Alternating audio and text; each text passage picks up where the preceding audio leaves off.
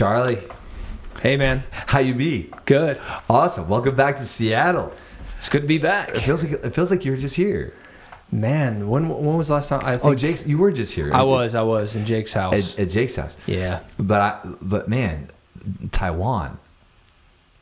It was off the charts, man. Yeah, trashed in Taiwan. I did. Me and about 300 Asians.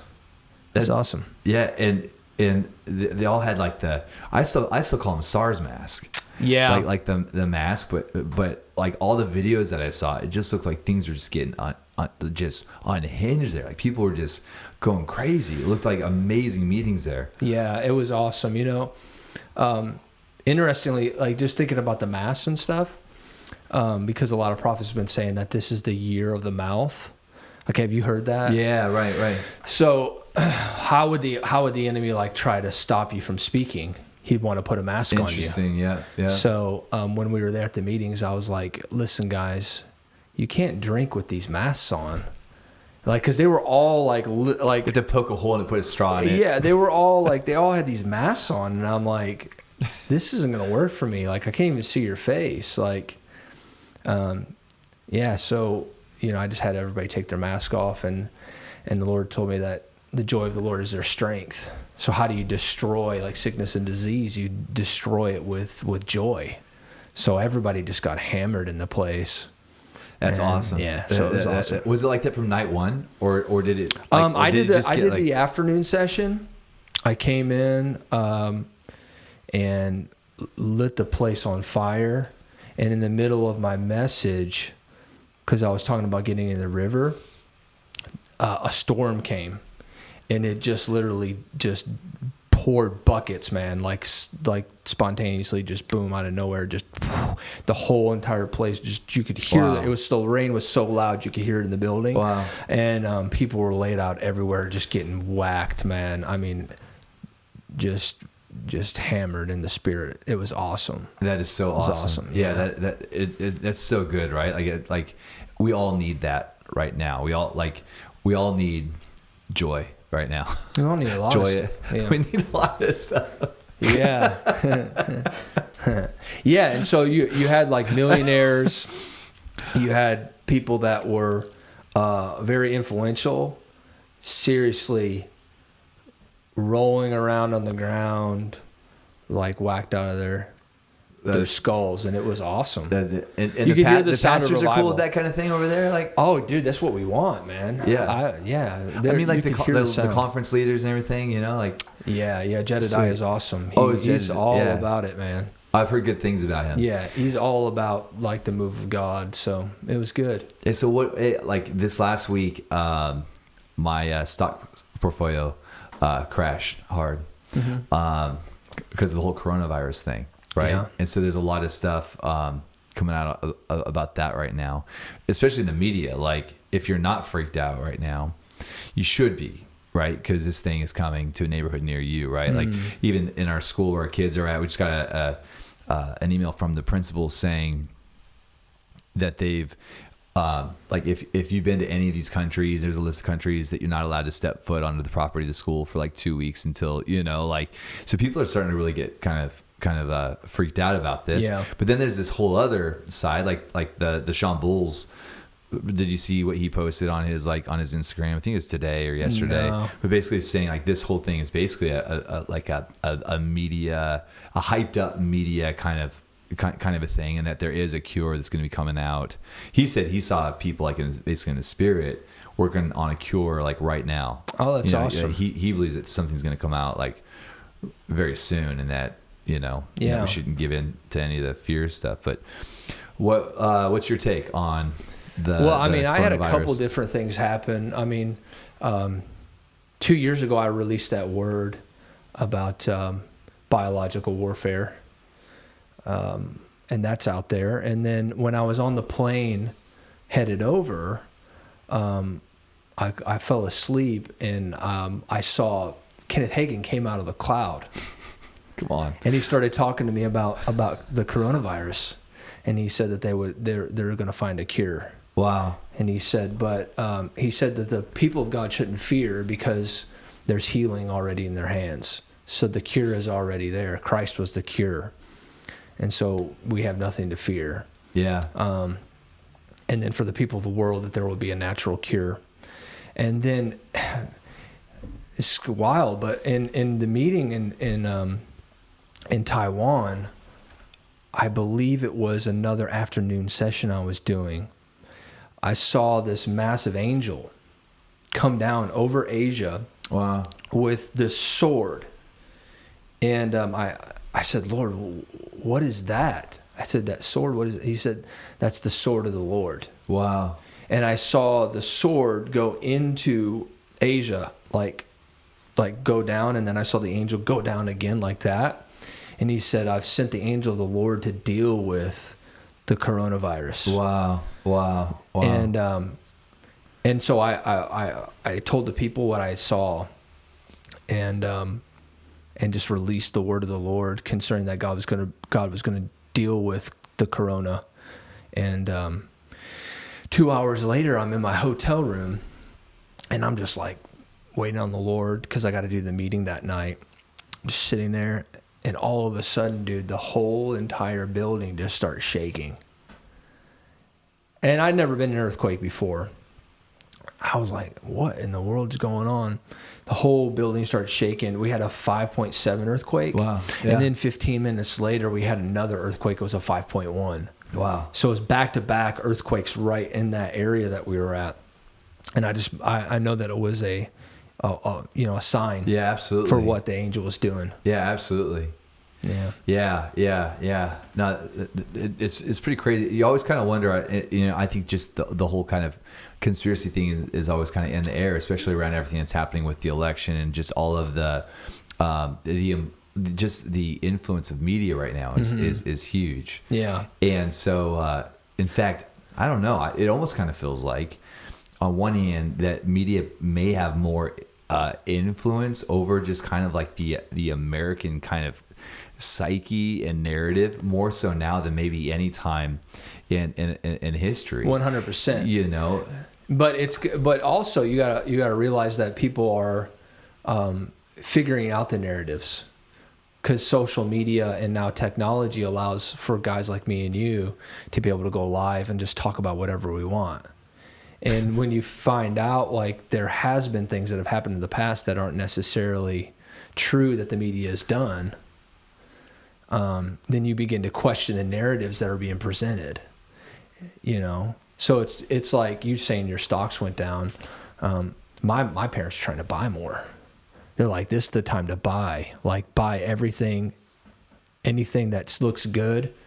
Like, my mom's texted me like 4 times, and she's like, are you gonna buy anything? Like, what are you doing? Absolutely. And I did 50% last year in the stock market just because I only bought on real bad days and then sold on good days, right? Like, that was within this year, got sloppy, got selfish. I just left my stuff in the market. But yeah, like, now is the time to buy, right? Like, I think there's like a Jewish saying, I hope this is true, but it's like, when there's blood in the streets, buy real estate, right? Like when everything's kind of hitting the fan, that's the time to be really stepping in. That's when there's great opportunity. Well, you know the story of the Rockefellers, how they made all their money.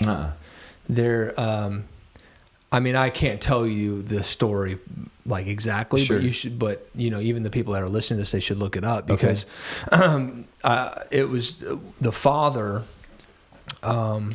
went back. And this is way before television or anything, or even any kind of media other than newspapers. And he brought back a report to the UK that they had lost the war, and so as a result of that, all the stocks plummeted. Wow! And he bought everything. Wow! And then when they found out that it didn't, it turned around, and that's how they made their millions. Wow. Yeah. That's the scenario. I'm just giving you the overall picture of the story of how the Rockefellers made all their money. Yeah. But it is interesting as far as just seeing basically what's coming out. Excuse me, the Rothschilds, not the Rockefellers. Yeah. But the tie between what hits the headlines, and then the corresponding behavior that takes place within the marketplace and within the stock market and all that. Right. Like, yeah, it's interesting. And also, like a good friend of mine, Julio, you remember him? He used to be here on part of our team. But I remember he was talking about how it's called currency. When it comes to the economy, that what we use for our currency, like that currency carries a current, and so the attachment between finances and our own kind of psyche and the way that so if we're linked up, if there's that kind of soul attachment between what happens in the marketplace and what happens within our own hearts, even if we're not even aware of what's happening in the market, if there's that kind of attachment there, and then if the media has access to be able to control what's happening in the market, it's pretty interesting. It's crazy. Yeah. You know where all the masks come from? Are all from China. Are they really? I said, I wish I would have got on the mask industry, because we making invest into that. Oh my goodness, you're making so much money right now, and then on top of the tariffs that especially in the U.S. Yeah. Like Bryn was making a joke the other day on her Instagram. She put up this like mask with the whole like glass and stuff like that that she was going to make me wear on the airplanes. And hazmat suit kind of thing. Yeah. And she saw it on Amazon. She went back like 3 minutes later, and it was unavailable. Like you couldn't even buy it because it sold out that quick. Yeah. So wow. Yeah, so somebody's making a lot of money. Yeah. Dude, like, so you guys just did a school there, and so you're in Meridian Falls. You're settled in now. Yeah, I love it out there. You're able to do schools on site, and you're able to host conferences. And in that immediate kind of region, you're not doing these conferences on site, right?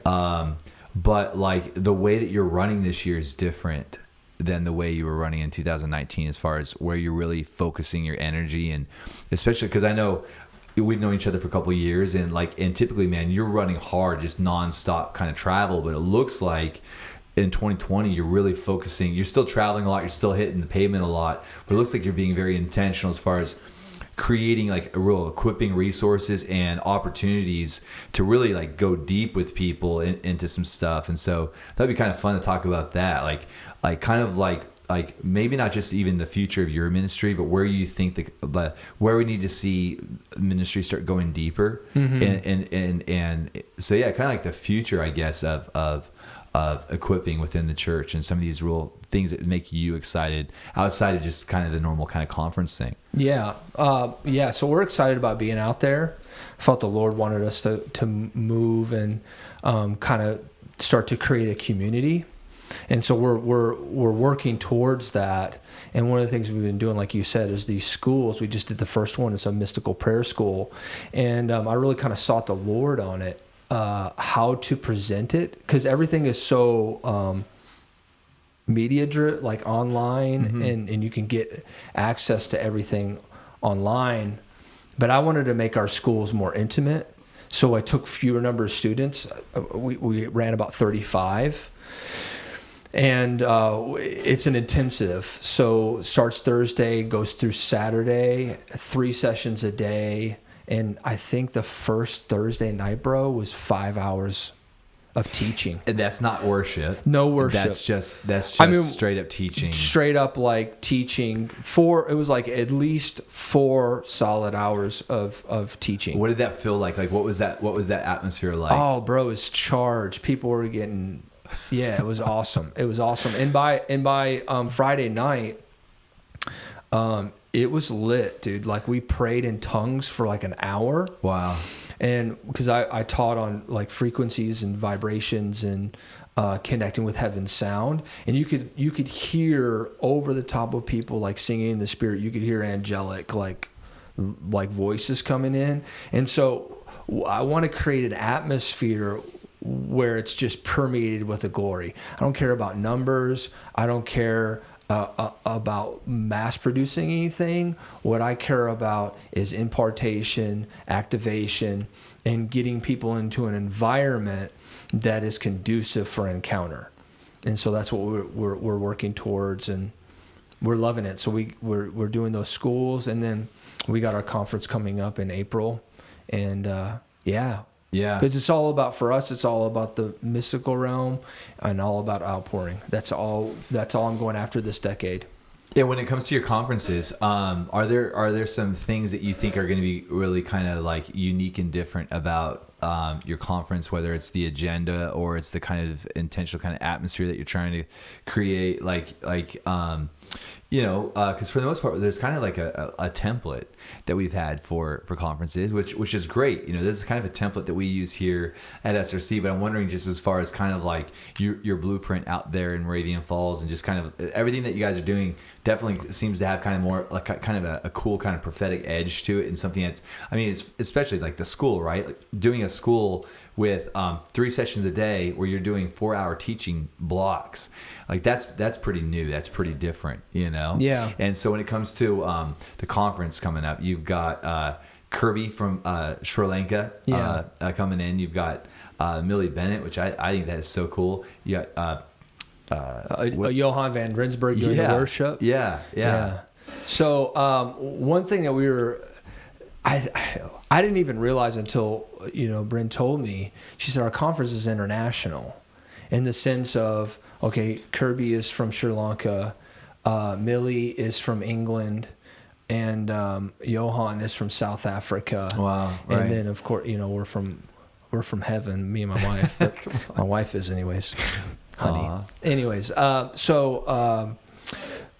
I just wanted to create, and I know this is what you do with your conferences. I want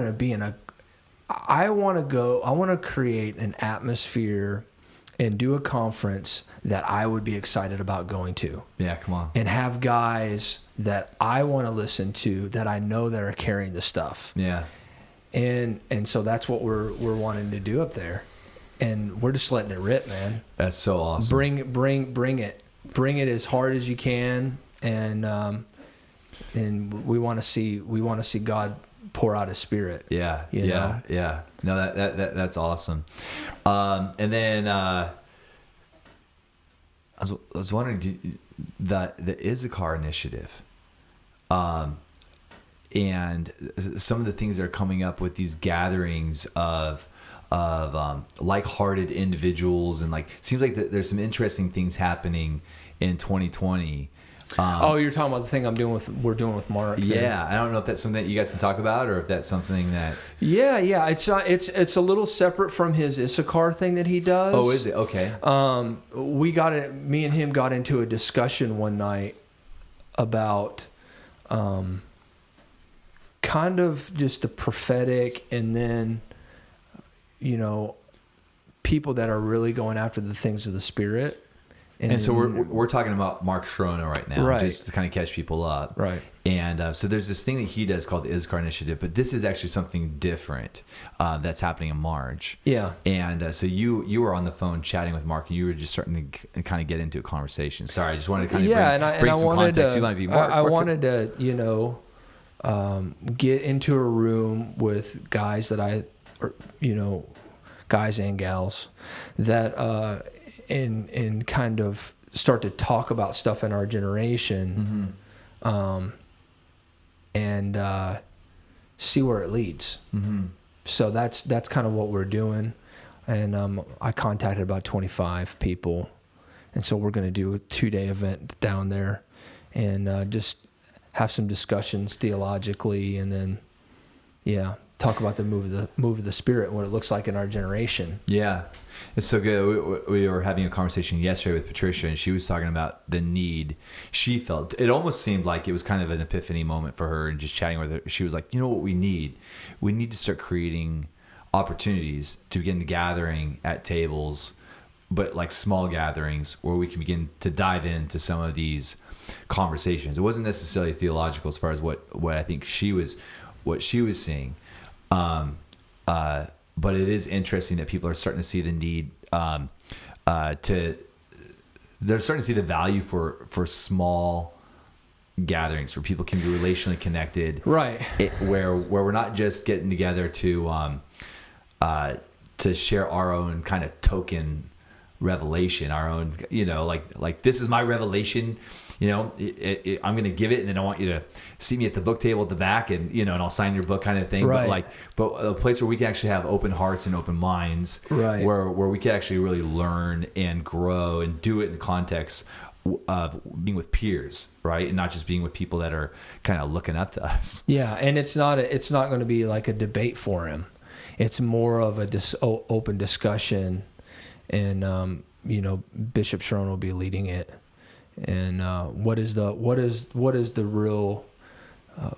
prophetic look like? What is the spirit of prophecy? Because Hebrews chapter 1 says that in the past that God spoke through his prophets, but in this day he has spoken to us by his Son. Mm-hmm. So God speaks by his Son, or the language that he speaks is Son.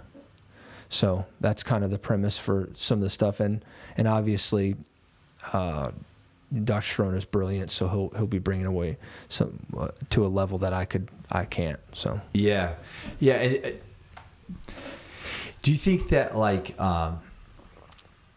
because it's kind of interesting, the whole thing of because the kingdom of God, it's a small kingdom after all, right? And to a certain degree, we're all kind of cheering each other on, and yet it's a small kingdom. Yet, and I could be wrong. I don't know what you think about this, but it also feels like it's also kind of still an isolated kingdom, because you can be in the stream you can be in the same stream. You can be in a prophetic stream, and right, and you can have peers that you're kind of cheering on from a distance, and yet not really be all that connected with that. I mean, do you agree with that, or No, 100%. That's one of the reasons that I wanted to do it. It was not just so that we're going to get together and you're going to share whatever the Lord's saying, which happens a lot, but also to have fellowship with like-minded people that may not even necessarily be in your stream.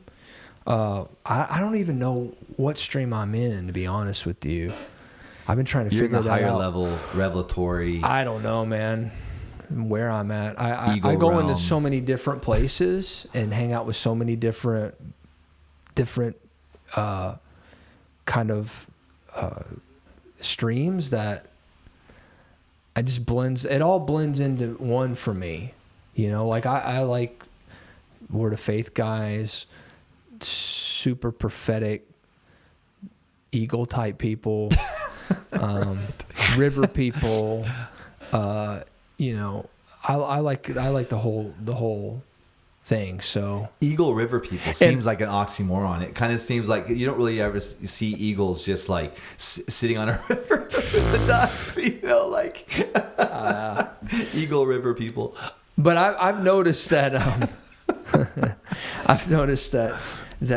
usually when I go into these places, if it's like a Word of Faith type atmosphere, yeah, I find myself being really charismatic, and I think that's because God wants to break down all these walls that we have. Yeah, and so yeah, yeah, you'll end up saying stuff that may not necessarily be what they agree with, but I think God brings me into places as a disruptor. Yeah, come on. Honestly. Come on.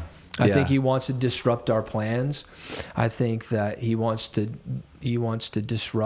dismantle the ways that we've been thinking, because people will read their Bible, and they'll have their Bible that they've had for 25 years and has all of their revelations in it, and they can't see anything else. That sometimes you got to put that Bible that you got on the shelf and get you a brand new one so that God can give you a fresh revelation. Yeah, that's right. He wants to give you fresh manna every day. And that's one of the things about the overcoming spirit is God will give you the manna, from Eden. Yeah. Yeah. It's daily, every day. And I don't think I've ever preached the same sermon twice, and maybe that's just the way that I am. I never go really on a outline. Like, if people look at my notes, they're like, dude, I don't even like sermon outlines.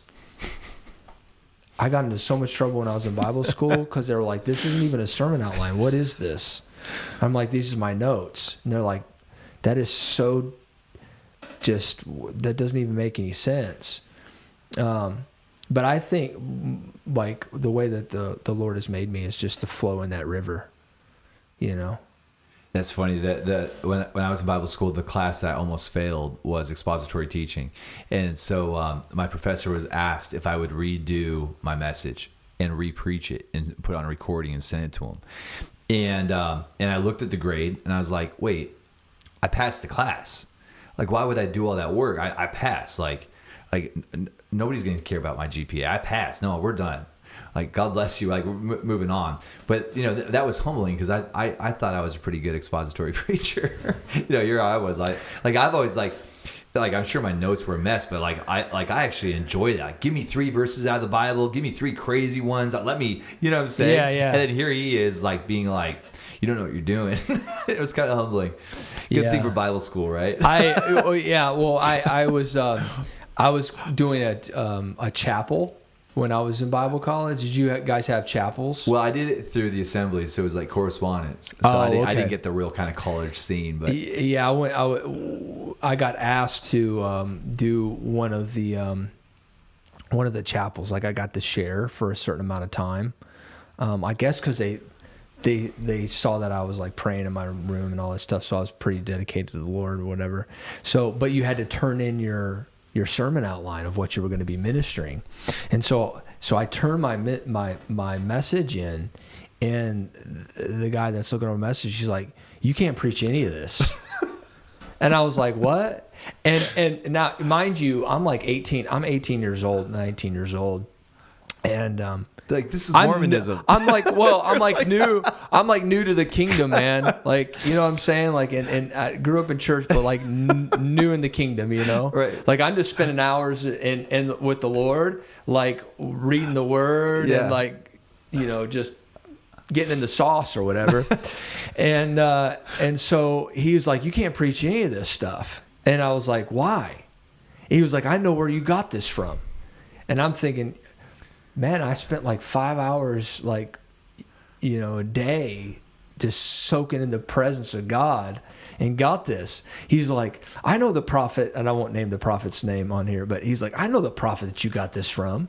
This is his notes, and we don't believe in any of that stuff here. Oh, my goodness. And I was like, and he named the person, and I was like, who's that?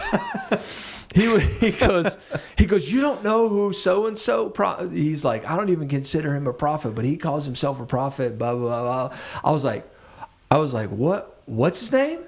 And he told me his name again. He was, and he was like, yeah, that guy's a false prophet. He's not. And so I wrote his name down because I was like, I know where I got this stuff from because I was spending time in heaven. So I'm going to go listen to this guy because I've never even heard of him, but he's hearing from the same source that I'm hearing from. So and that was your first time preaching? Was that? Or no, that was your first time first time, like, preaching in chapel. Like, I came out of a church that was a wild place, man. Like, we were... And they would let you preach from time to time? Oh, yeah, man. They would just hand you the mic, and you would just... if you and you had to know how to preach. Like, you had to bring it every time. So there was no off days, you know? So, interestingly enough, I think that the way that a person is birthed into the kingdom is the way that they always are. So if you like, for me, I love the outpouring of the Holy Ghost. Like, that's what I live for. When the services go absolutely ballistic and people are rolling around on the floor and miracles are happening and gold dust is falling and, you know, angels are moving through the meetings and just crazy signs and wonders are happening and it's like you're levitating or whatever, that's like a premier service for me. You know, cloud comes in and you, like, you know, jump on the cloud or... You know, and you get on the chariot with the horses, you ride it through the services. Like that for me... That's a service. That's a service. That's a service. That is a service. And because once you've tasted of the glory, there's nothing else to go back to. That's right. And when you go, when somebody tries to take you back, and they're like, we're bringing you into maturity. I'm like, no, actually, you're just bringing me into religion. I've already experienced this, and I Yeah, know it's the good. fruit It's of good. it. So people will say, well, I don't agree with your experience. You can argue with my experience, but you can't argue with my manifestation, because my life is fully lit and I'm serving Jesus. It's true. So It's true. I'm loving God every moment of the day. I'm thinking about Jesus every second. So Come on. that's what I live for. And then anything else that doesn't have that in it, I just kind of bored with. What, the significance of the prophetic within your own life, like when people, like these words that you've been given, these prophetic words, and like these key, like directional words that you've been given, where you're at today because of how you received those words and honored them and stewarded them. And I'm sure that you have released words to people, or even to churches, or maybe even to this church, where it was like a very significant word, but maybe you realize what you're giving. You realize like a prophetic word is like a gift. It's like this opportunity that didn't exist 20 seconds prior, but now there's an opportunity to see something, really lay a hold of it. Yeah. And I'm sure that you've released words where people didn't really necessarily appreciate really what they were being given from the Lord, right? Mm-hmm. And so when you get a word and you're like, and you're like, this is a gift from God. Like, I know, how do you steward that? Like, how do you, what are ways that when you get a word from the Lord that you really grab a hold of it and you're able to really see it manifest quickly because of how you nurtured the word? Like, what does it look like for you? Is it different every time, or do you have kind of like a way that you process and steward a word when you get it? Oh, a lot of stuff comes to me through prayer. And so I may have an initial encounter with the Lord, and then I'll start to like pray into that. And then I'll have several other like reaffirming, encounters with God again that will give me faith to release it. Mm-hmm. A lot of times, some of the more wilder words that I've had weren't necessarily even when I was in prayer. They just came on me. Like I would go into a vision and at dinner, or like in my family kind of sees it too. Like when I'm just checked out, when I'm gone, like for instance, like the word where I saw the earthquake in the stadium, and then the Pete Rose, like that whole thing, that kind of transpired through a 6-month period, but that didn't even happen when I was like worshiping the Lord. That happened when I was just one time I was driving and I just left the car, which can be right. problematic, but I was that, and I saw it then. I found that the more that I spend time with the Lord, the more that He comes and just like snatches you. Like, Paul said, whether I was in the body or out of the body, one that was caught up in heaven, saw things that were unlawful to speak. And then Peter was on the rooftop. Peter wasn't even trying to go into a trance. Trance, like he was literally seized into an ecstasy. Sure. He was waiting on his dinner.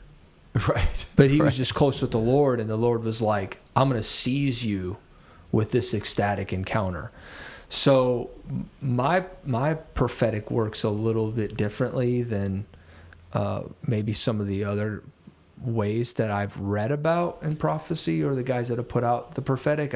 I'm kind of trying to process a book on the prophetic. Yeah. On the way that I kind of do see things, but everything flows out of intimacy with me. And I usually get seized in rapturous experiences. Yeah. Yeah. And I guess kind of what I'm getting at is like, if so Bobby gave us a word when we were in Moravian Falls about technology guys coming to the church here and receiving technology from the Lord.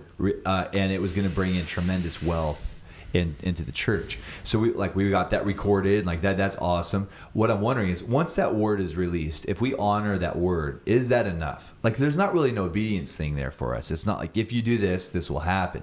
It's like so I guess I've always kind of wondered, as far as like, what is our responsibility to steward a word? Like, if we honor that word when the word is released, is that enough? And now the responsibility is on the Lord to really see that through. Yeah. Or is the responsibility on us to, like, we get that word, we need to transcribe that word, we need to release that word to the body, and I guess that that's right, because I just want to make sure that I'm not like that I don't have some blank checks like from the amazing prophetic words that have been released into this house over the years from incredible prophets. I want to make sure that, like, if there's stuff in our YouTube files that hasn't been truly honored, and you know what I'm saying, like, making sure that we're really, like, truly stewarding the prophetic, so that we're not missing out on anything. Or is it the kind of thing where, when it was released, we honor it, and he's just gonna do it? That whole thing of, like, how do we partner with the prophetic? I think you got to contend for the words, and you have to steer the congregation in that direction. Because if two touch and agree on anything, it shall be done for them. So numbers matter. And faith really matters, man. It's really good. Because, like, a prophet can release the word, but if it's not received, that it's kind of like what kind of soil is it going into? Is it going into rocky, stony, thorny, or is it going into this lush soil that can produce? And so the word can't be received in the mind, it's got to be received in the heart. Yeah, that's good. And out of the place of cultivating that in the garden of the Lord, it begins to be fruitful and begins to grow up, and you begin to see it manifest. I think that some people sit back on their words and they don't ever try to move towards it at all, but you need to begin to take that word and make it your own. Yeah, that's really good. Yeah. I like what you're saying, because even, like, personally, if you received a word personally, that you could take that, you could share that with somebody, say, hey, I want you to come into agreement with me on this. I'm going to pray into this. I'm going to vigilantly, like, go after this and seek the Lord for it until it manifests. Right. I think that's really good, versus, like, if it's the Lord, it'll happen.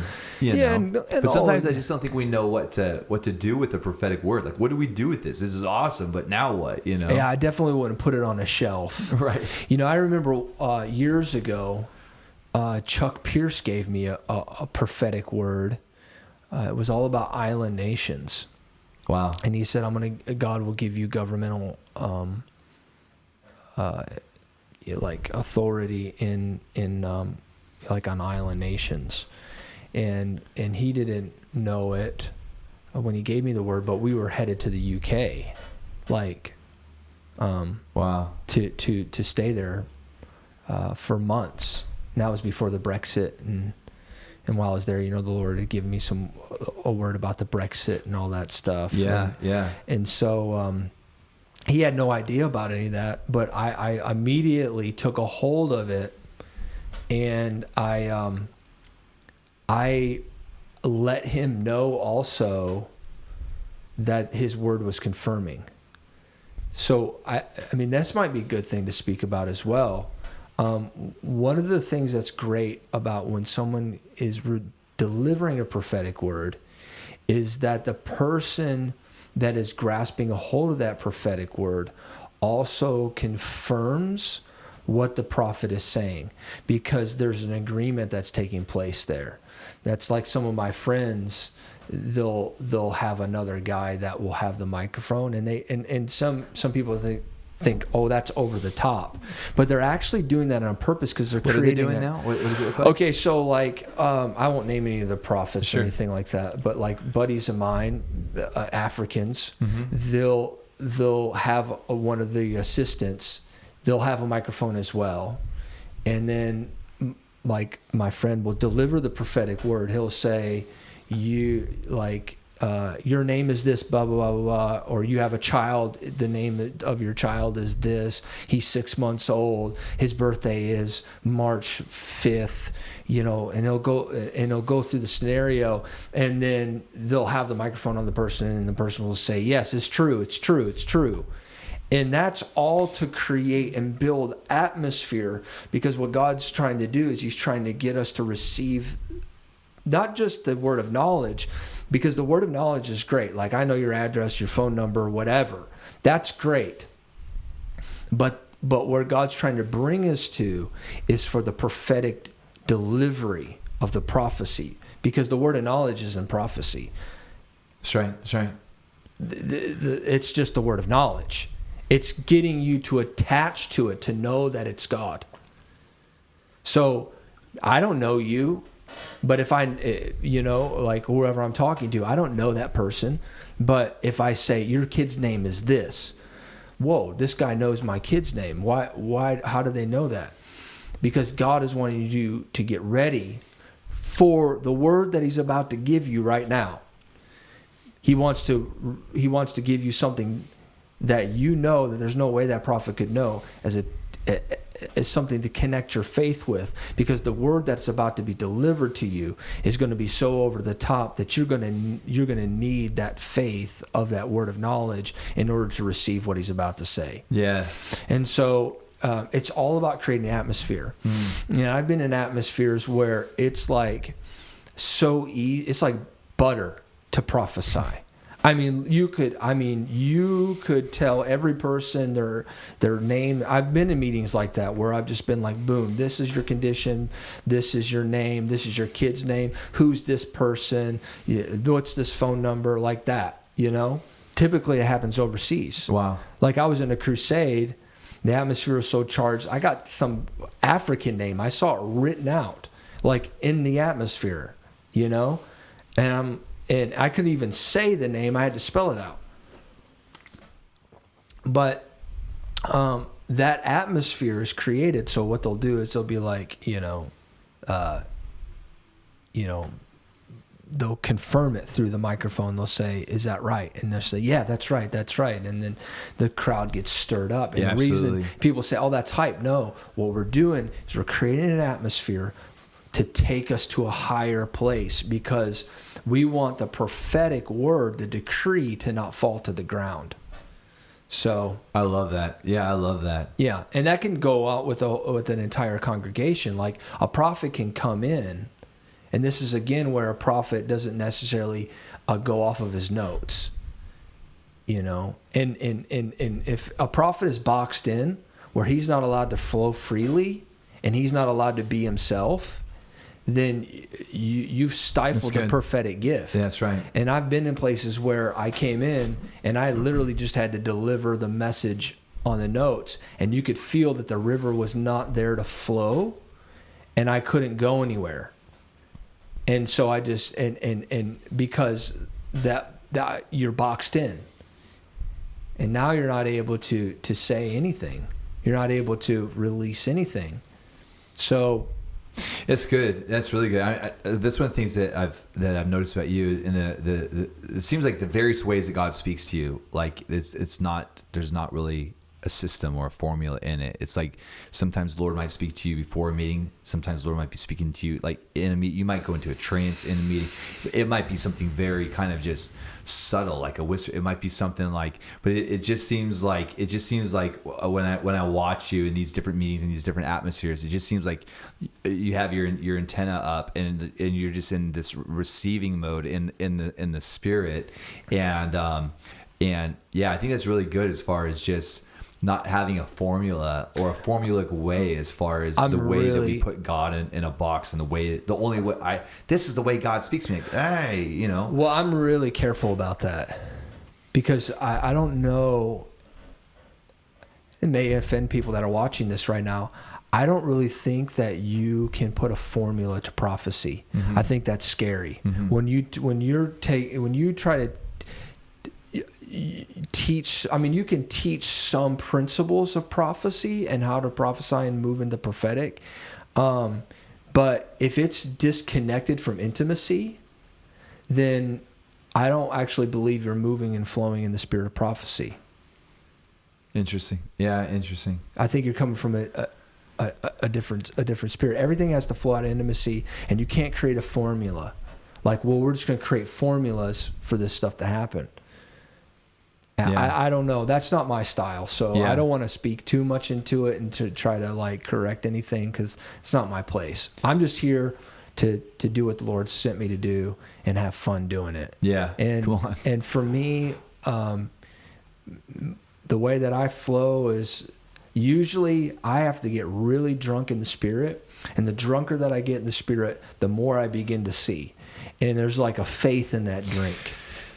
When you start drinking, when I start drinking, I get more. There's like a faith that keeps coming, Right. keeps building. You know, and that's even with miracles. Like, some guys are super dry, and that's fine. Right. Like, I'm not dissing anybody, Sure. but they can move in the miraculous, and they can, like, you know, give words of knowledge, and they're like, you know. But for me, to go over there and pull that lady out of a wheelchair that's like literally crippled up like that, I'm gonna have to get really hammered in the sauce of the Lord. And then once I see her in the spirit get out of that wheelchair, then I know that it's gonna happen. Wow. You know. Wow. So for me, I want everybody to encounter the Lord. Yeah. That's the end goal. Going back to the soil thing, right? Like, in just sowing into good soil, there's got to be times when you have received, like when you're getting something from the Lord for somebody, or for even a church, and you don't actually give the word because you know they're not really going to receive it. Like, that's an assumption, not a question. I guess I should turn that into a question. Are there times when you're getting stuff and you realize the soil just isn't ready for this word, or do you think, like, hey, I received this from the Lord, I'm gonna deliver it, you know? I used to think differently about prophecy than I do now. Okay. In the sense of, when in the past, I always believed that everything, the prophetic is for edification, exhortation, and comfort. But there were some things that I saw that weren't that. They weren't necessarily edifying, exhorting, and comforting. Right. They were more warning. Yeah. And I would pull back on that stuff because I felt like, well, that's not going to exhort them. There was things that I knew about people's lives. Yeah. And I wouldn't have necessarily said it publicly in the meeting, but like things that the Lord had shown me, but I didn't want to bring it to them because in the early days I thought maybe I'm wrong. Sure. You know, and then secondly, that's not edifying. And then, you know, and then I would see the scenarios play out, and I was like, man, I saw that. Wow. And the Lord was Wow. like, yeah, because there's a Hebrew word called shamar, which means watcher. And that's what a prophet is. He's a watcher. He watches over souls. The Lord watches over our soul. Yeah. And the prophet is there to deliver what God is watching over. And so sometimes a warning, and I'm not saying like blistering or rebukes. Like, you and I both know I can't Sure. stomach, Sure. you know, judgment prophets. Now I'm talking about judgment. What I'm talking about is, like, if the Lord is showing you something that needs to be corrected. And typically it's not with like everyday congregants. A lot of times with leaders. Absolutely. You know, Absolutely. and if you have a relationship with them, then you can go to them and you can speak those things to them and kind of bring them into that. And I've done that, you know, now, but in the past I wouldn't have.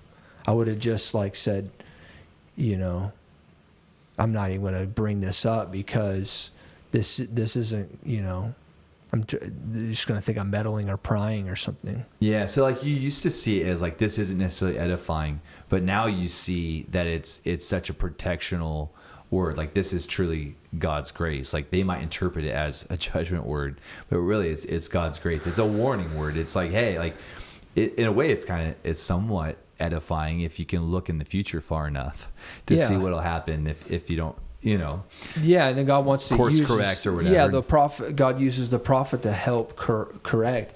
And I think that a lot of times, if a prophet is received for their gift, and they can really help direct and help. That's what Bob Jones did.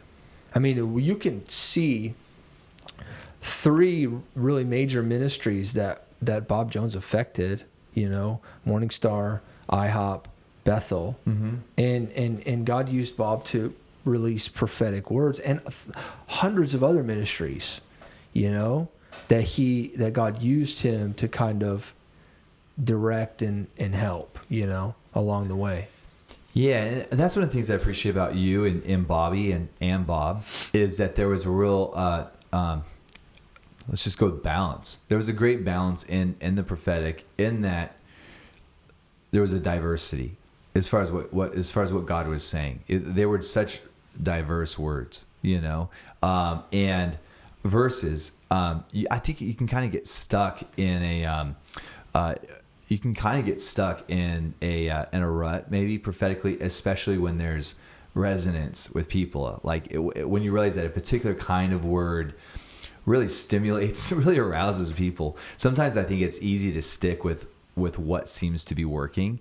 But that's one of the things that I've really appreciated about you and Bob and Bobby is that, like, here's the word of the Lord, and it's and it's going to be a word in season, but they're diverse. They're diverse words. And what I'm getting at with this is that kind of what I'm wondering is if the majority of your words are correctional towards, see, you have brought correction to the body of Christ, right? Bobby has brought correction to the body of Christ, and yet I would say that to a great degree, a lot of what you guys are delivering is also edifying. It's also encouraging. It's also like foretelling. It's speaking of future events that are to come. And so I get a little bit nervous, I guess, when the majority of words are of one frequency. It's like if I'm listening to your music and all I ever hear is just the subs, and there's no mid-range. I can never hear the guitars. I can never hear the vocals.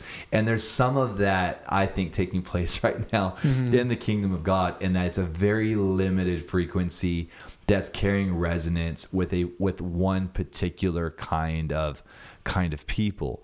And that's why I think it's important to, again, going back to the streams thing of hanging out with people that are in different streams, hanging out with people that have even different theological convictions and different values.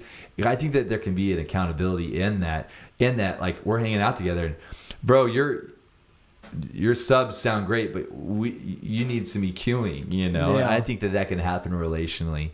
But some of the stuff out there in the prophetic right now is kind of getting a little bit loud in particular kinds of frequencies, and it, Yeah. I was talking to one prophet, and he was telling me that he did this meeting with a guy that was more on the like the judgment kind, and he's at this meeting, and all these Asians they're just like wailing, gnashing of teeth. He's like, oh my gosh, this is like so rough, and this guy's like bringing it or whatever, and the Lord says to him, now I want you to get everybody whacked. He's like, Lord, I can't do that right now. Like, this is, this is like wailing and gnashing of teeth. Like, there's no bringing this meeting back. And he said, he said that Heidi Baker had told him that if I have to be in the desert, then I'm going to be drunk in the desert. Wow. Yeah. And so he got up and he got everybody, in that, in the joy. And so I believe there's a balance to it. Yeah. And you know, you got to be able to work with people, but you know, bringing them to the state of where there's a good balance, and the mercy of God and the severity of God is key. That's true. It really is true. Otherwise, you're gonna lean towards something too heavy. And Kenneth Hagin always said, "Stay in the middle of the road." Mm-hmm. You don't want to fall into a ditch on either side. Yeah, so, that's good.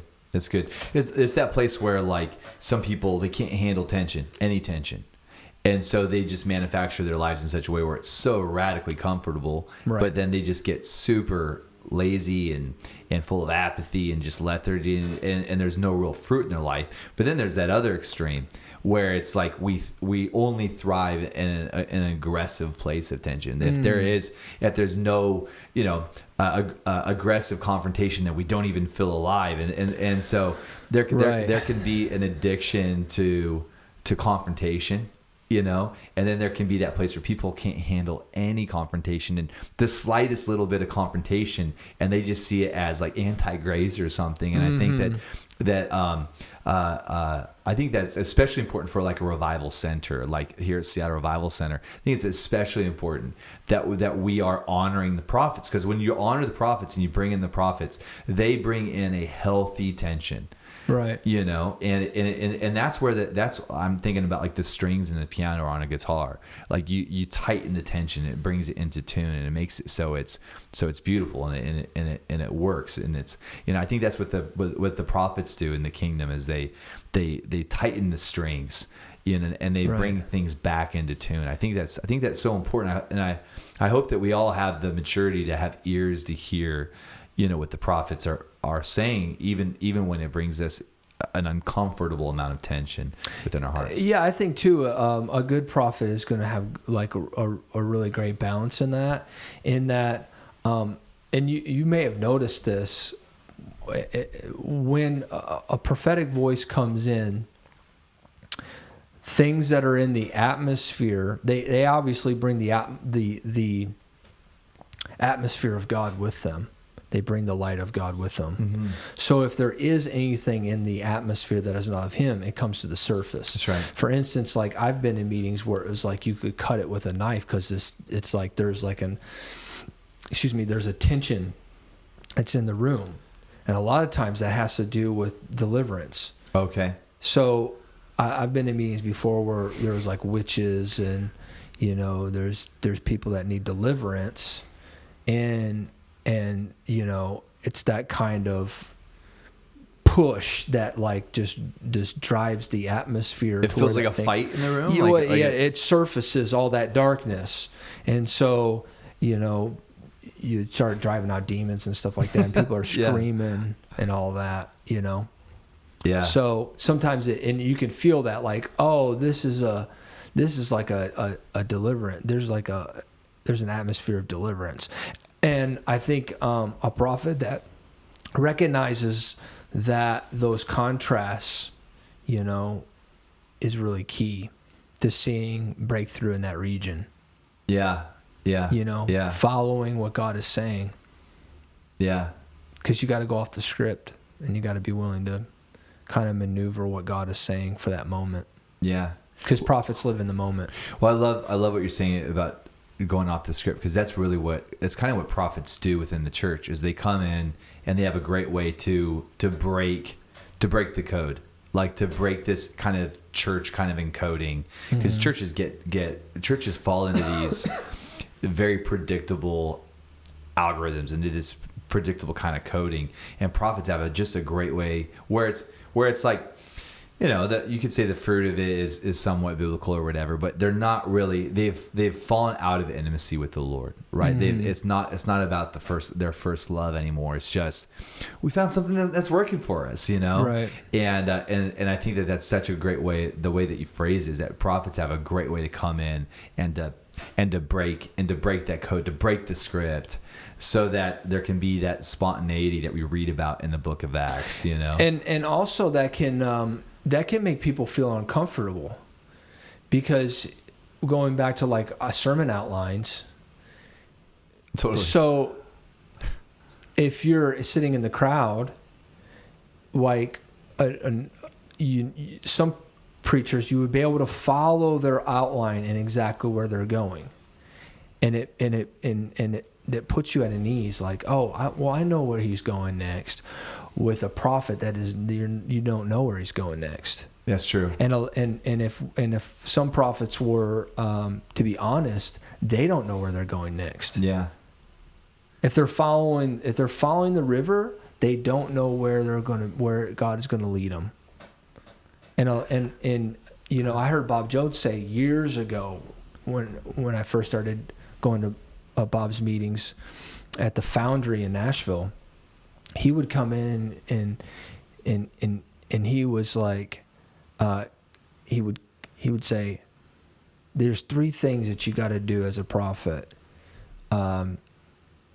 Show up, be on time, and be empty-headed.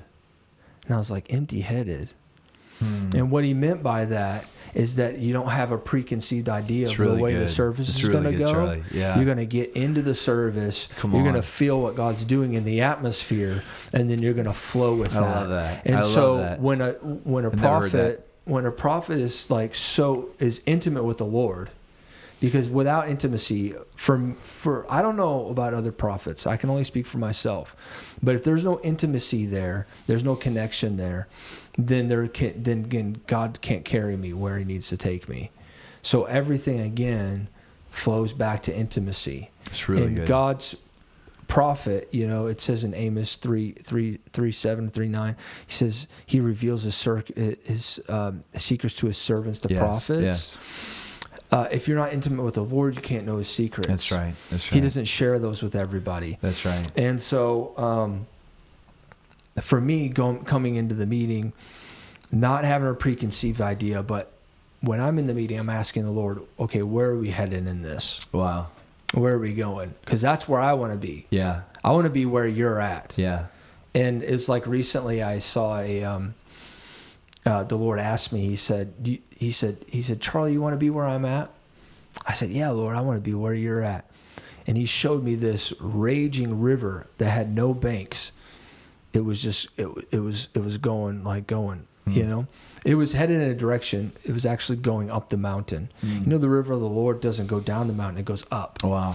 Wow. And the Lord said to me, he said, get in the river. That's where I'm at. He said, if you want to be where I'm at and where I'm going in this decade, he said, that's where you need to be. So good. Yeah, that's so because good. Because once you allow, because on the bank you can stay in just ankle or knee, but when you get in the middle of the river's going to carry you. You're not carrying it anymore. That's good. And that's where it gets tricky because people want to have their control. That's right. It's true. You know, it's true.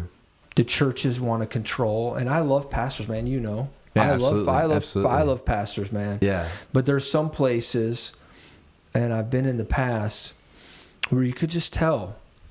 It's like we're actually going to steer where this is going. We're not just going to let you have, you know, free reign. And it's like, well, then why'd you bring me here? Yeah, that's right. And don't you think that's because of fear? I mean, I think that whenever I see 100%. Myself, and you know what's funny about myself is whenever I go to start inserting my control, a lot of times it's in areas where I have no business to actually insert my control. And so, and I won't give any examples, but I realize that oftentimes when I go to insert control, what it's actually doing is it's disempowering the people that I have trusted enough to empower. So that when I insert my control, I'm basically saying I don't trust you. Mm-hmm. And why would I do that? Like, why would Confessions of a Pastor here, right? Like, why would I insert my control and disempower somebody that I trusted enough to empower in the first place? Because I'm afraid. Afraid of what? Afraid that something's going to go wrong. Afraid that they're going to fail. And if they fail, what? Like what? Like, and if you start really kind of going down that rabbit hole, you'll realize that it's just It's silly. It's actually insane. It's such a trick of the enemy that we actually think that when we insert our control, that we're gonna save a meeting from something. We're gonna and so it's such the Lord's really been putting his finger on that. Like I see myself about to step into, because I think a lot of times pastors think that because they're a lead pastor, they're the overseer of an entire church, that means that every little area of the church is their metron. And yes, they have authority to speak into, they have authority to insert their control. But every time we do, we are actually saying to that body part, you're not a vital part of that. If God's, and we've been in a few meetings together and seen God just radically using you in a meeting. If I insert myself, what I'm doing there is I am actually cutting you off from the body. I'm cutting you off from. But if I can honor you and your function, it's like all of a sudden you're a part of Seattle Revival, and the Lord's using you as this body part. And so I think that this whole thing of learning to really trust God, and really trust each other, and if stuff hits the fan, like there's grace, like we're going to make it. Right. But you're really hitting on, and I'm sorry to kind of hijack but I think you're really onto something, and I don't think we're going to see real true kingdom vibrant flourishing moves of God until there's not just fivefold ministry, but there's true trust where pastors can trust the prophets and there's true and I think when we start seeing 5 diverse, completely opposite people in offices loving each other and trusting each other and letting them be fully them, I think we're going to start to see incredible moves of God in there where there's an accountability that's never existed before. I think you're right. One thing I would say is that a mature prophet also recognizes that he's the friend of the pastor or the overseer, the leader of the congregation, and then in turn the lead pastor or the apostolic overseer has to recognize the prophet as his friend, because what some may not realize is that, for instance, I'm a traveling itinerant speaker prophet. I can say things to your congregation that you can't say. Mm-hmm. And that's one thing I think millennial prophets need to understand, is that they're not actually going for themselves. They're not to the church. They're not actually even going necessarily for the people. They're actually going for that leader. Wow. Because when you bring a prophet in, he can say things that you can't necessarily say to the congregation. Wow. He can help bring correction where they may not necessarily, you wouldn't be able to say it, but that prophetic voice can come in and say it, and I the reason I say that is because they can be mad at me instead of being mad at you. Does that make sense? Yeah, absolutely. So, for instance, if you come in and you're dealing with something, well, I don't know how I should present this. Something that's a situation that the prophet sees that's going on in the church. The pastor knows about it. He hasn't informed the prophet this, but he's seeing this this thing that's trying to destroy the people, the congregation. And the pastor doesn't know how to deal with it, to present it. He hasn't conveyed that message to the prophet, but God wants to deal with that because he loves that pastor. He loves that church. And so he brings the prophet in. The prophet comes in and deals with that thing. It may disrupt somebody that's even taking advantage. Mm-hmm. I'm just saying. Yeah. I'm just saying. Somebody that could be on. A prophet could come in and see something that's happening in the staff, and just boom, he could hit that thing in a way that the leadership would not be able to do it, because there would be almost like a a backlash from that. Yeah, absolutely. Because the prophet comes in and he can do that thing. He can speak into it. It's different, you know? I also think that that oftentimes we're just, we can't smell our own houses sometimes.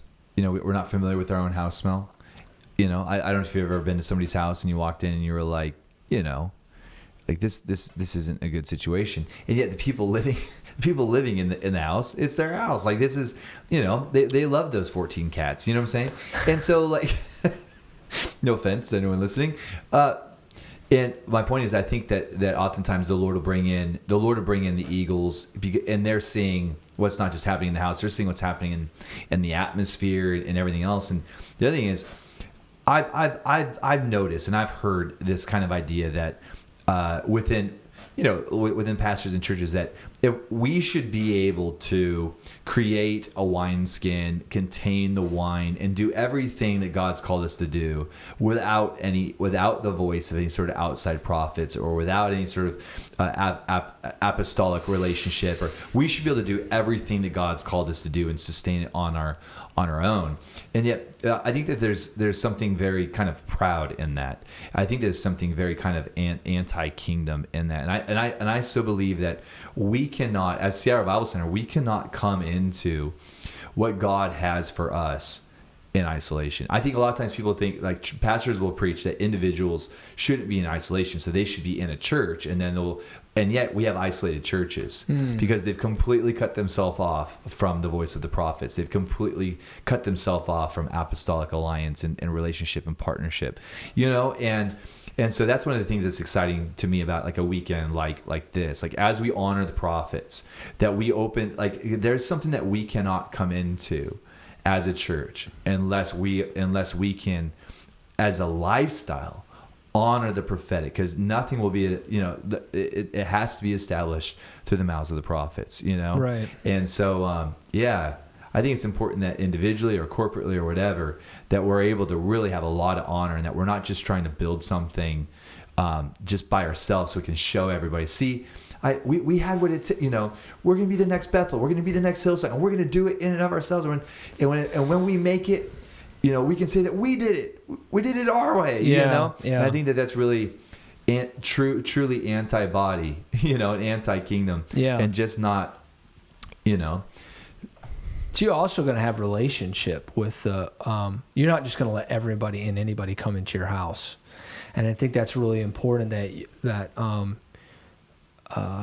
with any movement or church, that they have those relationships, you know, with prophetic voices. Because without the prophet, you can't move forward.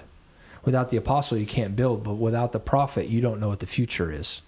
And so you see in denominations where they've been held back, or they haven't moved forward, and it's because they don't honor the prophets. It's true. And I can name them, and I could show you, like, this is where the movement stopped, because they stopped honoring the prophet. So they had no, you know, and I know the leadership gets the vision, but the prophet brings in the reaffirming, like, helps with the direction. Like he'll even like say, like, hey, watch out for this, or yeah, and kind of like helps navigate. And if that person is trustworthy and that relationship is built there, then that's what matters. And the Lord told me a long time ago, He said, where I used to be able to go anywhere and everywhere. Yeah. He said, you can't do that anymore. He said, because there's people that I've called you to, and you, like, those are the places that I'm sending you. Prophet is sent, you know, and an evangelist can just go. Prophet can't do that. Yeah. A prophet is sent. He's sent to a place. And the same thing as the apostolic apostle is sent to a region. He establishes. A prophet is sent to a person, a house. He's sent to that place. And he's God's friend. Yeah, absolutely. Don't you think it's kind of like prophets are kind of like keys, and they're cut a certain way. And so there can be true, legit prophets, and they come to Seattle and they come to Sierra Bible Center, and they're not really unlocking anything. And it's not because they're not competent, and it's not because they don't have character, but they haven't been cut for here. So there's not the chemistry. There's not the relational kind of chemistry. And I think that Right. That it's important that that we realize that it is we're all kind of like a puzzle, you know, and that there are good people that we're not necessarily supposed to be connected with. Mm-hmm. And I told the Lord, you know, I said, cancel any. I do it every year. I do it every time, like, you know, every month. I'll tell the Lord. Mm-hmm. I'll say, anywhere that you don't want me to be, because, you know, you want to stay busy. Anywhere you don't want me to be, Mm-hmm. I don't want to go. Mm-hmm. So cancel it. Well, thanks for not canceling us. Well, I'm you know always, what I'm saying. you know, like, yeah. Or where do you want me to go? What do you want me to do? That's where I want to be. Yeah. You know? Yeah. You know, and that goes back to like Taiwan, because Corona's breaking out. Doesn't make sense to go to Asia, Right. you know, but the Lord's like, no, that's where I want you to be. See, people think, and I posted this on, I was kind of making fun of preachers because they're canceling meetings right now. Healing evangelists are canceling meetings right now because of Corona. I'm like, what? You're a healing evangelist. You're a healing miracle worker. And you're telling me you're canceling meetings because of Corona? And people were kind of pushing back, like a few lovely saints were trying to push back on me. And they were saying, well, we need wisdom. You need to have wisdom. We don't need to go everywhere and this. And I'm like, the safest place that you can be is in the will of God. That's so good. When you're out of the will of God, you're in a dangerous place. You think because you're in your little house driving your car that you're safe. That's right. But if you're out of the will of God, you're not safe. That's I've right. been in some of the most dangerous places in the world, guns drawn, you know, all kinds of stuff, and felt at complete peace. And that was because I knew that I was there because God sent me there. Yeah. Yeah. You have nothing to fear when God's with you. Well, that was you back in December going into the Middle East, right when all this stuff, right during the height of the tension between Iran and the U.S. Yeah. And you were going into a little place where you can actually see Iran from that country. Right. All right. You know, and so yeah, that was pretty crazy. Like just watching you go in, and I think when the Lord spoke to you, none of that had escalated yet. But by the time you're actually flying in, things were pretty escalated. Yeah. It was hot over there. Not just in the natural. I wanted to ask you about there's some stuff that's happening right now.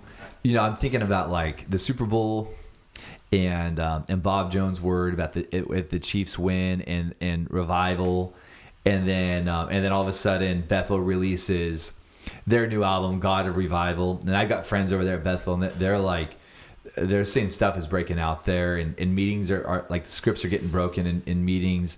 Students are just getting when Leif Hetland was here just a couple of weeks ago, Bill sent him a text and said, we're seeing outpouring here like we haven't seen since the 90s.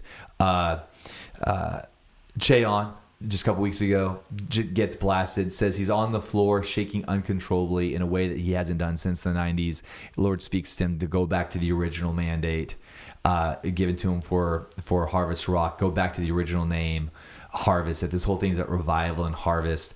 It feels to me like we were in this incredible move of God in the 90s, and but then it feels like we almost got too smart and started wanting to, instead of really going after the power of God, we wanted to understand the mechanics behind the power, and we've been in this era where there's been a lot of talk about reformation. Mm-hmm. Reformation. Mm-hmm. It's not about revival, it's about reformation. And of course we talked about that before. It feels like our generation, the generation right now, it feels like the kingdom is finally saying like, enough theory, enough conversation, enough theoretical roundtables. We need a move of God. Like we need the raw power of God hitting us individually. Get us first, right? Like us first, and then everybody else, right? Yeah. And it feels like in 2020 there's a difference between 2019 and 2020, and it feels like the difference is the pendulum swinging back from Reformation theory to a desire for the raw power of God. Are you seeing that? Are you feeling that in the spirit right now, as far as this desire to go after it, to go after the messy river? 100. Yeah. Oh yeah, man. Oh yeah. And the Lord told me, he said you can have a reformation, but then there's always going to be another one. See, an older generation, typically when you see reforms in governments, mm-hmm. those reforms come from an older generation. But when you see a total revolution, it typically comes from the youth of a nation. And so when you have a reformation, things can be reformed, but they can also be reformed again. Yes. So you can go to all these places and try to reform different areas in the world right now, but there will be another reformation where somebody else will come along with different ideas, different viewpoints, and they will also try to reform it, to break it into their culture. And that's why there's always been a clash between the Christian culture and the secular culture, and we'll always say, like in America, like we're going to reform the government. And then we'll see a change for a little bit, but then other people get back into power, and then there's a restructuring again, and then mm-hmm. there's always a constant fight. Mm-hmm. And a revolution is a total upheaval of the entire structure. Right. So when that happens, and that's typically led by the youth, when that happens, the whole entire structure of everything completely transforms. Wow. So, like, God bless you if you're going after a reformation, but what you don't understand is that there's a total revolution happening right now. Yeah. And everything that and what is going to change everything is going to be grassroots. It's not going to be from the top down. That's good. Because if you get the heart of the youth of a nation, like, that's right. It'll just completely like blow up. Yeah, that's right.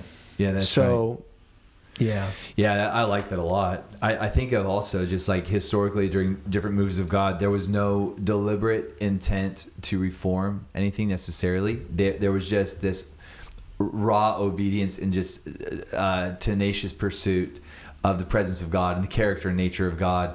And then it's almost like when the river, when the river lowered in that revival dynamic, or you got out of the lifted, river. or like, yeah, it's like when it's all said and done, you looked and the effect of the river was reformation.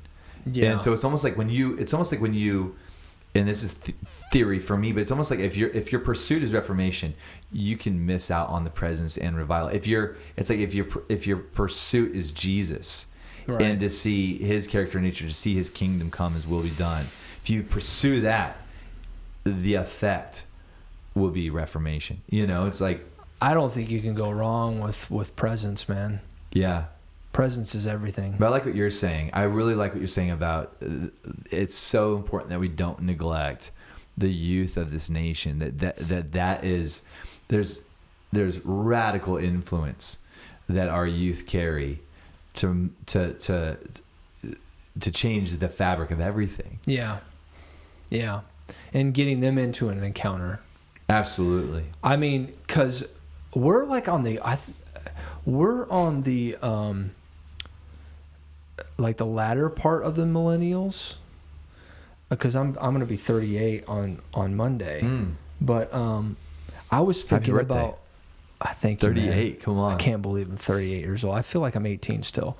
I was thinking about all these other guys that never experienced 94, never been to a Rodney meeting, never went to Brownsville, never, went to any of that stuff.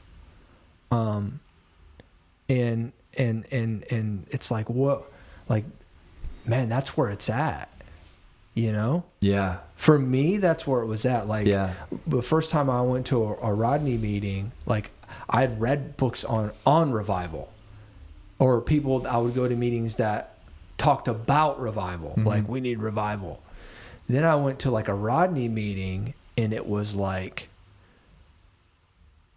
people were getting jacked, and I was like, dude, this guy's not talking about revival, This is Right, like a move of God. Right, this is, and others too. Like there's like other guys that I was just attracted to as a young person, that were just, it was a move of the Spirit, man. It was like singing in tongues, and just people were getting wasted, and I go, this is what I want. That's right. That's like, right. we can go over here, and we can have whatever discussions you want. I like theology, and I like all that stuff, but at the end of the day, if our theology doesn't lead us to an encounter with God, with the presence of the Lord, then what does it really mean? Yeah, that's it's right. a lot of head knowledge, That's but right. there's not a lot of heart connection. That's right. And so maybe that's just the mystical nature of who I am, that I just want to be where He's at in the presence. If it's there, that's where I want to be. Come on. Come on. And if like, I'm all for going to the board meetings and prophesying and doing all that stuff, but I've sat with millionaires. Mm-hmm. I've been in meetings with millionaires that you wouldn't know are millionaires, and they're getting plastered in the Spirit, plastered in the Spirit. And the end time, and the goal is like, and then you see where their business is connected into the harvest. Yeah. So I think we should. Yeah. I want to say this too. I mean, what is your purpose of your kingdom business? Is it to fund the end time revival? Mm-hmm. Mm-hmm. And how much are you actually putting into harvest? Because Wow. I know guys that are in other nations that own businesses, and they're putting money into the harvest. When I talk to some of these guys in the West, and they're saying, we're going to reform, or we're going to take this mountain and do this, I'm going, yeah, but how much money is your business putting into the harvest? Yeah. Yeah. How like, you want to take that mountain? Okay, fine. Right. You want to be the right. pinnacle of that mountain? Right. I'm cool with that. I'll prophesy all day long. But let me ask you this: how much of your because you're an apostle to the marketplace, apostle, how much of your business is actually going towards It's really good. funding It's really good. the billion soul harvest? Yeah, it's really good. That's what I'm wondering. Yeah. Because if it doesn't end in harvest, and it doesn't end in outpouring and revival, man, I don't know what the goal is here. Yeah. And maybe somebody needs to just come and speak to me. Please do. Like, explain it to me, because a lot of it's for me is just listening to a bunch of dry stuff that isn't leading anywhere. Yeah. And it's like, dude, let's get on with this thing. Yeah, come on. Let's get the kingdom, like, let's take your business, and you want to take your business up into the glory, like, start winning souls. Yeah, it's such a good question, man. And as people are listening to this, that's why there's comments. Like, this will be on YouTube and also in SoundCloud, and you can leave. But like, I'm curious for people that's really the identity of their business, as they're a kingdom business. What percentage, of your profits are you designating towards kingdom endeavors? And oftentimes, people in places of business love to talk about their profit margin and where they're investing and giving back, especially within just the secular marketplace. Like the companies that are thriving right now are boasting about their altruistic efforts, and they're giving back into humanitarian and philanthropy projects throughout the nation. So everything from the Gap to Google, like it's Right. hip right now to give back. And so if it'd be really cool, even if you don't put it in the comments. I mean, shoot me off an email, because I'm curious. I think it's a great question. Who's out there, and what kinds of cool, because that stuff doesn't necessarily get talked about. And again, though, but I'll have you on the podcast. I'm not talking about humanitarian. Right. I'm not talking about like feeding the poor and like, clothing that. I'm talking about like soul winning, crusade evangelism. Like, when was the last time business like person, when you got a Fortune 500 company, when was the last time you bought a stadium for an evangelist so he could just wreck a city? Yeah, come on. The event that you did this last year, where was it at? The one where Greg went with you. My mind just went blank. You're talking about Pakistan? Yeah, Pakistan. So what was the cost for that crusade? $100,000. $100,000. How many people were saved? 550,000. So you had 550,000 over 4 days. Documented. You guys were counting, like there's only one way in. I know that, like, okay, so have you done the math to see like the dollar price per soul, per commitment for Christ? I mean, that's such an incredible investment where people could sow. People are not just sowing into your ministry. They're not just sowing to build you a new website. Like when people are giving into Destiny Encounters, they're actually making it possible for the gospel to be preached to people that have never heard the gospel before. And not just salvations, but also just the miracles, like the what you walk in that miracle realm, and how miracles open up those regions, right, to where those grounds are just being flooded with people, because the story gets out, the testimony of Jesus gets out, and now everybody wants a miracle. The stories that came back from Pakistan were incredible. They're like Acts 2, stories. And I would really encourage people, and I'll make sure that we put Destiny Encounters and your information in the show notes, because you're really going after some stuff. You're really going after souls this year in 2020, and not just in the nations. You are going out to the nations, of course, and doing some crusades. But this is the first year in 2020. This is the first year that your ministry is actually going to do a crusade in the U.S. Oh yeah, in Chicago, Illinois. In Chicago, in September. In the inner city. And we run and even our crusades, we run them different, man, because they're all about the move of God. Like, it's not just about preaching a message, altar call, and even like a token like miracles. Like, it's like that last night in Pakistan, it was like full blown open heaven. I mean, they were so hungry that the stage, they were like trying to get on this, like the stage was about to come apart. We had to get our people on the bus so that nobody got hurt. Wow. They were taking like little babies and like crowd surfing them so we would pray for them. I mean, we would, like, I've been in, there's videos. And babies that were attached to oxygen and like, tubes from taking them out of the hospital. I mean, crazy stuff, man. You had like 12, 13 babies or something that parents just gave their babies up. Crowd surfing them over the crowds to get them into, so we pray for them. It's incredible. And it was like an open heaven, man. People singing, like worshiping Jesus for 40 minutes in Islamic Nation, 400,000 people. And I was, Greg was there, and he can tell you, I mean, my message was all about, the well of salvation and taking a drink. We were getting people like doing barrel shots, like getting them drunk in the Holy Ghost. And Islamic Nation, 400,000 people, like, drinking so in awesome. the Spirit. Yeah. And it's all about, again, down to like our schools, 35 people to 400,000 people. It's all about the number one goal, getting people to encounter the Lord. because nothing else changed me. Dude, I'm telling That's you, right. nothing else will change. Like, That's you right. get an encounter with the Lord, one encounter. That's why we call the ministry Destiny Encounter. It's one encounter with the So Lord. good. You Yeah, it's so drink good. that drink. You take that pill.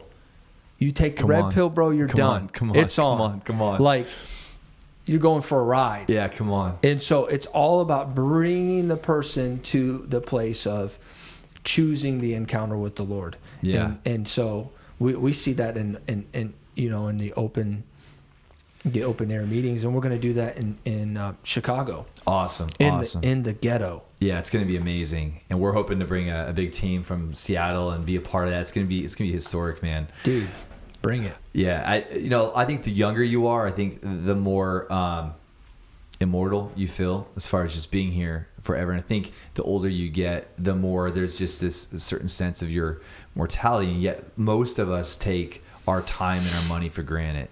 And I think that this is a year for people just to be very serious with their time, their passion, their money, and to stop wasting it. Stop wasting your time. Stop wasting your money. Stop wasting your passion. Stop. Maybe this is the year that you stop wasting your time with dead end religious fruitless things, and you really start to look at where are you pouring in your passion, your time, your relationship. And Jesus said, if you got branches that aren't bearing fruit, prune them off. They're good for nothing. Like, the only way to bear fruit is to prune. And maybe this is a year that if people are listening, that you evaluate your branches and you look at branches that aren't growing fruit, and you realize you're not going to be here forever. So start taking your time a little bit more seriously. Start taking your money a little bit more seriously, and really begin partnering with what the Lord's doing on the earth, because God is moving, and we just don't have time to be connected to dead things. Yeah. And Charlie, I'm sorry. Like, whenever we do this, you always get me worked up, dude. Like, I don't get worked up with other people, but I'm always ready to get my preach on whenever I get to bring it on, dude. I'm telling you. God's called us to be kings, though.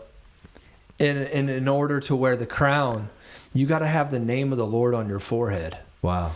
And that means that you got to get brainwashed. Come on. and your brain has got to be washed with the water of the Word. That's good. And so, to wear that crown, you got to have His name. It's good. And when we have His name and we're brainwashed, man, we think differently.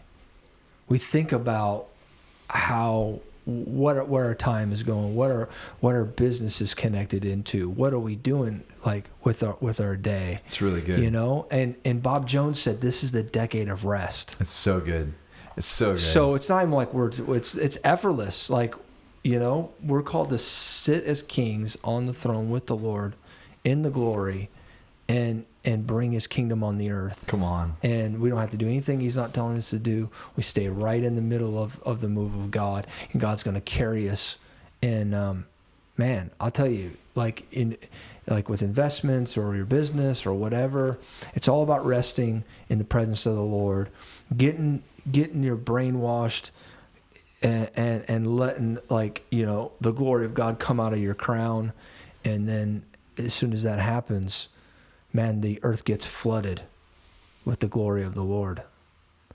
And that's everything. Yeah, everything. It touches your family, touches your business, I'd love to go into board meetings where people are laid out in the glory, whacked. You want to talk about reformation? I'm excited to see a business that's becomes a Fortune 500 company that's just like, how do you get your ideas? Well, we just get whacked in the Holy Ghost. Come on. And see, that sounds crazy, but the foolishness, people say, well, that's foolishness. It's like, no, the foolishness, what people call foolishness, is actually the wisdom of God. That's right. Anyways. Well, we got ourselves a meeting here. We do, man. This is going to be fun. Tonight's going to be awesome. Woo, I can't wait. This has already been awesome. I'm glowing right now.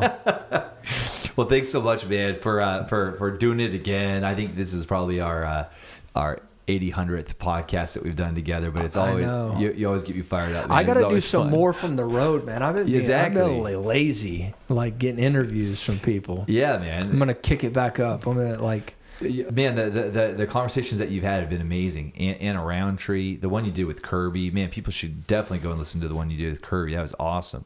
Gary Beaton. Yeah, that was fun too. Yeah. Yeah. You got it. This is the year. I declare it. This is the year, Charlie.